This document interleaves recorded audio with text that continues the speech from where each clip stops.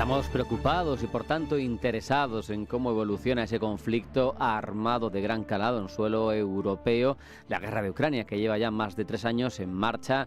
Teníamos depositadas muchas expectativas en la cumbre de Estambul, que al final se desinflaron. También había expectativas en las llamadas de Trump a Putin y no estamos encontrando de momento un hilo conductor claro que nos explique en qué punto está todo. Por eso hemos querido llamar para intentar reflexionar un poco sobre ello a José Ángel López, profesor de Derecho Internacional y Relaciones Internacionales de ICADE y especialista en el espacio postsoviético. José Ángel, bienvenido, buenas tardes. Hola, buenas tardes. Hemos visto una reunión reciente frustrada en Estambul, que en principio ponía sobre la mesa a Putin, emplazando a que fuera el propio Zelensky. Luego Zelensky dijo que iba, al final se rebajaban los niveles de las delegaciones. Bueno, ¿por qué ha sucedido esto? ¿Qué obstáculos ves tú ahora mismo para que se avance de verdad? Bueno, yo creo que a mi juicio realmente quien está protagonizando y marcando los tiempos en esta potencial negociación pues está siendo Putin. Es decir, hasta ahora estamos en un proceso inexistente, vacío completamente de contenido y plagado de maniobras de distracción, como fue, a mi juicio, pues la pasada cumbre de Estambul, donde Putin se encargó de inflar las expectativas y luego al mismo tiempo de desinflarlas con una delegación de absoluto bajo perfil. Tenemos para incorporar ahí variables a un Putin que después incluso de la llamada que le hizo Trump en un acto público ha dicho que al final de lo que se trata no es de solucionar un conflicto bélico, sino solucionar las causas profundas del conflicto. ¿Y qué quiere decir Putin con las causas profundas del conflicto? La expansión de la OTAN. Si es así, parece bastante difícil de solucionar. Bueno, las posturas y las posiciones están muy encontradas y eso es lo que a mi juicio pues imposibilita sentarse realmente para hablar de un acuerdo de paz definitivo. De hecho, si nos fijamos un poco cuáles son las respectivas posiciones, en el caso de Ucrania, lógicamente está mucho más apremiada por conseguir al menos una situación de alto el fuego, aunque sea puramente temporal y coyuntural. Mientras que en el caso de Putin, pues claramente apuesta por llegar mediante un memorándum inicial pues a un acuerdo de paz definitivo que desde el punto de vista internacional pues le sancione las pretensiones que todos conocemos, es decir, el carácter de desmilitarizar a Ucrania, el hecho de que quede ya al margen de la OTAN, cosa que por cierto parcialmente ya está consiguiendo porque en la próxima cumbre de La Haya del mes de junio ya no va a ser invitada Ucrania a asistir a la mencionada cumbre. Y desde luego pues conseguir mantener las conquistas territoriales a través de, como digo, de un tratado internacional. Ucrania, los 4 distritos en los cuales se celebró un referéndum ilegal de autodeterminación, más eventualmente la inercia positiva que está manteniendo en el conflicto, toda vez que hay que recordar que se están manteniendo una serie de posiciones por parte de Estados Unidos y por parte de Rusia que les favorecen respectivamente a sus intereses y que, sin embargo, en el caso de Ucrania, pues ni está consiguiendo garantías adicionales de seguridad y, por el contrario, sí ha conseguido Trump que se firme el famoso acuerdo de compartir beneficios en la extracción de minerales y recursos fósiles en las tierras raras. Luego, aquí todo el mundo en esta negociación aparente a 3 bandas está consiguiendo mantener determinados intereses, menos en el caso de la protagonista principal, que es el Estado ocupado, en este caso Ucrania. Claro, y de esos actores externos con potencia, como Estados Unidos, ¿cómo influyen toda esta deriva y en esa capacidad de anclaje y de fuerza, de posición de fuerza para Putin? El hecho de que Trump dijera en su momento que en 24 horas solucionaba la guerra, que ahora le haya llegado a decir a los aliados europeos que en realidad esto es un asunto que lo tienen que tratar solo los concernidos, solo Rusia y Ucrania, que por lo visto esta misma semana los líderes europeos se han quedado, claro, patidifusos con esta afirmación y a esto se añade pues declaraciones ya conocidas de J.D. Vance diciendo esta no es nuestra guerra. Entonces, ¿a qué juega?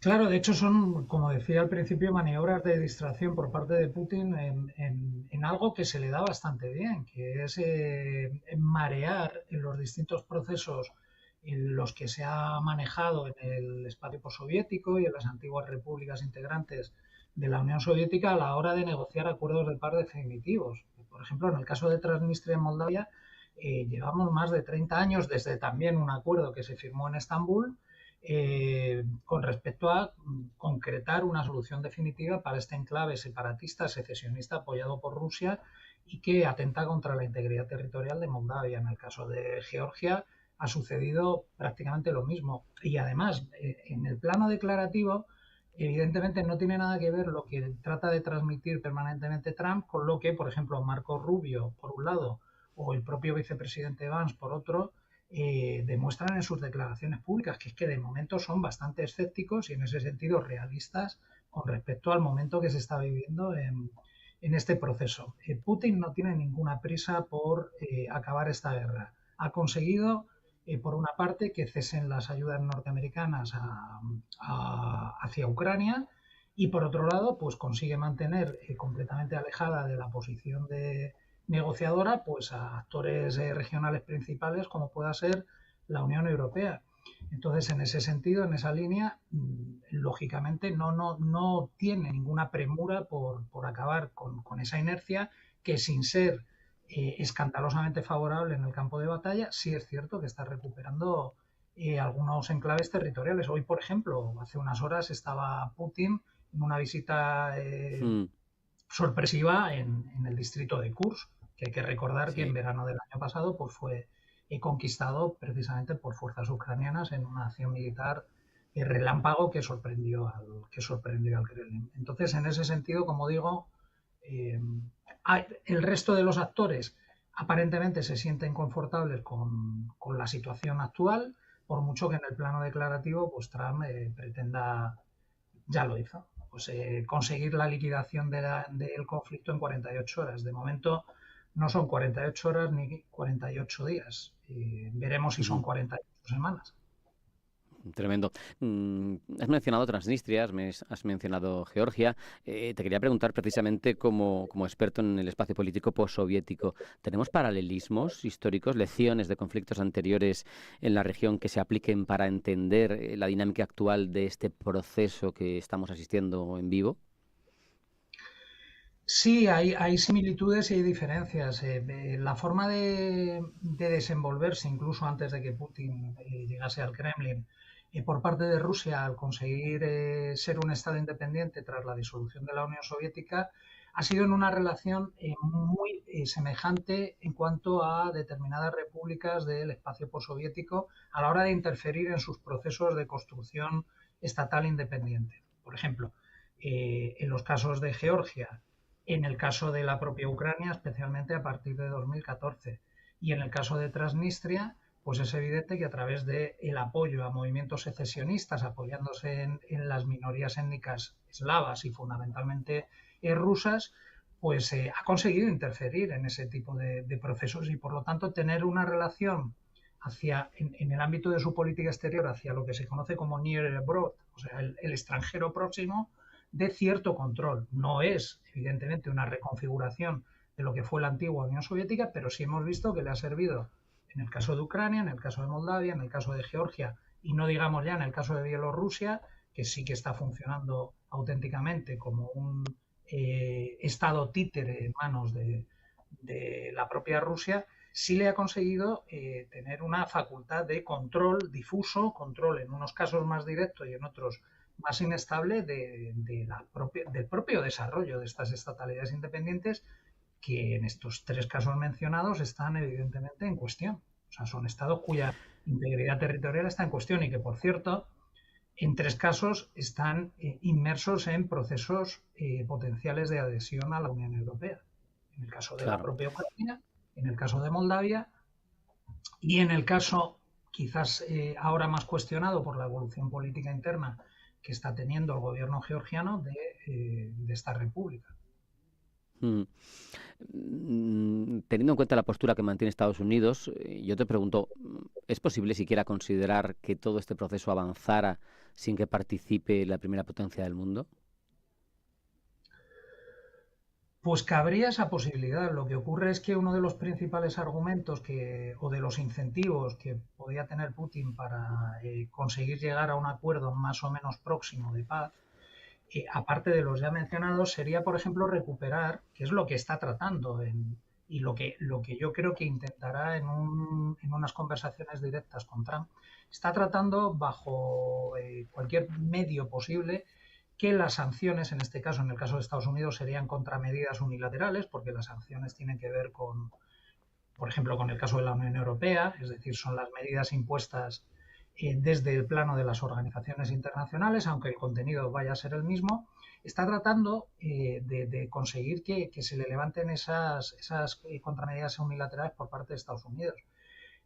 Si evidentemente en algún momento consiguiese esta posibilidad sin que se haya llegado a un acuerdo de alto el fuego eventual o a una aproximación hacia un acuerdo de paz, desde luego entonces sí que no tendría ningún incentivo Putin para parar el conflicto, pero claro, la participación de Estados Unidos, o bien por esa aplicación de ese tipo de medidas o por su retirada, o bien por el apoyo militar que había estado brindando a Ucrania, si desaparecen, desde luego, insisto, no va a tener ningún tipo de incentivo. ¿Por qué? Porque la Unión Europea no tiene la capacidad para suplementar o para Claro. tratar de suplir, en este caso, las ayudas militares y las ayudas financieras que estaba aportando Estados Unidos. Prácticamente desde el punto de vista financiero estábamos hablando de en torno a un 50-50% entre Estados Unidos y la Unión Europea, más Reino Unido, Canadá, etcétera, etcétera. Pero desde el punto de vista militar no tiene esa capacidad la Unión Europea. De hecho, está inmersa en su propio rearme. Esto que no queremos mencionar porque suena feo, pero que de hecho estamos hablando de potenciar una capacidad militar propia y genuinamente europea al margen de la OTAN, pues porque tampoco conocemos muy bien la evolución que va a tener un personaje como Trump respecto a la OTAN. Para terminar, no sé si sería un aliciente al final que Rusia, que de una manera u otra tendrá dañada su economía, quiera comerciar a gran escala con Estados Unidos cuando termine esto. Hablaba el propio Trump de enormes cantidades de riqueza, su potencial es ilimitado, le ponía el caramelo, la zanahoria de, oye, si esto se llega a un acuerdo, vas a poder hacer negocios con nosotros y va a venir una época de bonanza en tu país. ¿Esto podría ser un acicate? Con eso terminamos, José Ángel. Es un interés, desde luego potencial, el que tiene Rusia por recuperar unas relaciones no solo comerciales, sino también yo diría que incluso diplomáticas de cierta normalidad con Estados Unidos. Pero no hay que olvidar que el mantenimiento e incluso el incremento de las sanciones por parte de la Unión Europea están ahí. El último paquete se ha aprobado hace escasamente una semana. ¿Va a ser un aliciente suficiente? No lo sabemos. ¿Es un aliciente necesario? Sí, pero no sabemos si será suficiente. Con eso nos quedamos. José Ángel López, profesor de Derecho Internacional y Relaciones Internacionales de ICADE. Un placer. Muchas gracias. Un abrazo. Hasta la próxima. Gracias a vosotros. Un saludo.